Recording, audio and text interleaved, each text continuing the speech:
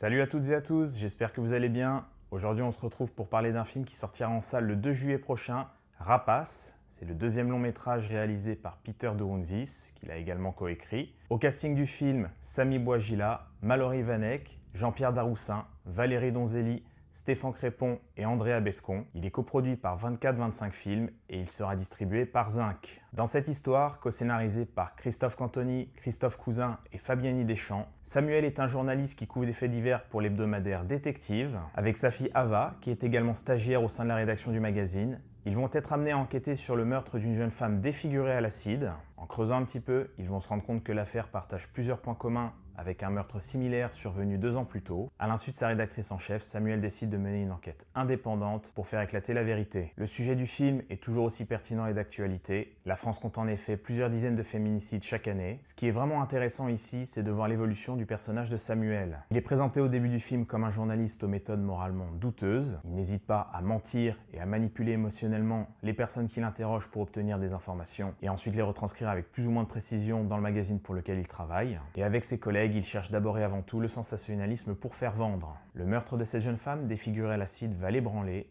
et va lui donner envie de mener une enquête journalistique complète. Cette jeune femme qui a été tuée, comme la précédente 2 ans plus tôt, aurait pu être sa fille. Et lorsqu'il comprend que les conclusions de l'affaire 2 ans plus tôt ont été bâclées et que sa rédactrice en chef ne voit pas vraiment d'intérêt pour le magazine à ce qu'il continue de chercher, il décide de faire éclater la vérité par ses propres moyens. Le Samuel que l'on voit à la fin n'est donc plus vraiment celui du début, et cette transformation est directement liée à la relation qu'il entretient avec sa fille Ava. Si le film baisse en intensité au milieu, c'est paradoxalement parce que Peter de Hunzis et ses co-scénaristes prennent le temps de rendre attachants les personnages qui composent la rédaction de Détective. On en apprend en effet un peu plus sur chacun d'entre eux pendant que Samuel commence à mener son enquête indépendante. Si on a presque envie que ces personnages soient un peu plus creusés, Peter de Hunzis et ses co-scénaristes en profitent pour évoquer l'état actuel de la presse écrite. S'ils sont bien conscients que la presse papier se vend moins et est en crise depuis 20 ans, ils apprennent au détour d'une scène que leur rédactrice en chef a décidé de limiter leurs déplacements et leurs frais et qu'ils coûtent apparemment désormais trop cher. À partir du moment où Ava rejoint son père pour l'aider dans son enquête indépendante, la tension devient particulièrement forte, elle grimpe crescendo et ne retombe pas avant la fin du film grâce à plusieurs séquences. Une scène de filature durant la nuit, une course-poursuite haletante et surtout une longue séquence dans un restaurant qui joue méchamment avec les nerfs du spectateur. L'histoire de Rapace est donc bien écrite et bien ficelée et elle est particulièrement bien aidée par la réalisation maîtrisée de Peter de Hunzis. Ce dernier joue bien avec les codes du genre, il multiplie les plans longs pour faire grimper la tension et il se permet même quelques petits plaisirs au niveau technique, comme l'utilisation durant la séquence du restaurant d'une optique à 2 dioptries, une technique très souvent utilisée par Brian De Palma dans ses films, qui permet que l'avant-plan et l'arrière-plan soient nets. Au niveau du casting, Samy Bouajila est excellent, il est toujours aussi charismatique. Il apporte une réelle sincérité à ce journaliste un peu blasé qui retrouve le goût de son métier. Face à lui, Mallory Vanek, qui a été révélée l'an dernier aux yeux du grand public dans L'amour ouf de Gilles Lelouch, s'avère touchante et juste. Quant au reste du casting, que ce soit Valérie Donzelli, Stéphane Crépon, Andrea Bescon et le toujours impeccable Jean-Pierre Daroussin, ils sont bons et ils parviennent à rendre leurs personnages attachants, même si compte tenu de la tournure que prend le film dans sa deuxième moitié, leurs personnages sont un peu moins développés que les 2 principaux. Bref, en un mot commençant, Rapace est un très solide thriller maîtrisé de bout en bout, très tendu et prenant. Vous pourrez le découvrir dans les salles françaises à partir du 2 juillet prochain. Il sera distribué par Zinc. Vous pouvez bien évidemment découvrir le premier long métrage de Peter de Hunzis, Vaurien. Et si vous voulez voir un thriller qui traite d'un sujet similaire, une enquête sur un féminicide, je vous oriente évidemment vers l'acclamé La Nuit du 12 de Dominique Moll, lauréat de plusieurs Césars début 2023. On se retrouve bientôt pour une nouvelle chronique. D'ici là, prenez soin de vous et surtout, matez des films.